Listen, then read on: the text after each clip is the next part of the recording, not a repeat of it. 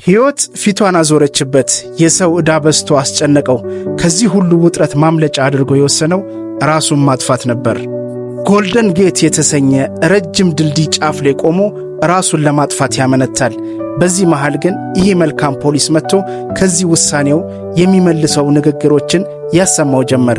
ሕይወትን ድጋሚ መኖር እንዲናፍቅ አደረገው። ከ92 ደቂቃ አድካሚ ሙከራ በኋላ የዚህ ፖሊስ ንግግር ፍሬ አፍርቶ ይሄ ወጣት በራሱ ፍቃድ ከዚህ ውሳኔው እንዲመለስ አደረገው። ይሄ ክስተት የተከሰተው በ2005 አሁን ላይ 2025 ላይ ነን። ከ20 ዓመታት በፊት ማለት ነው።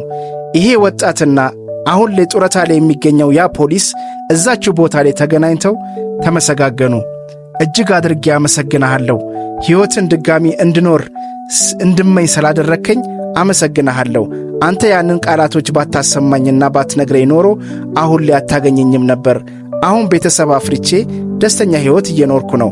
ስለዚህ ዘወትር ሳመሰግንህ እኖራለሁ ነበር ያለው። ከአንደበታችን የምትወጣ መልካም ንግግር አነሰችም በዛችም የሌላ ሰው የጨለመ ሕይወት ታበራለች።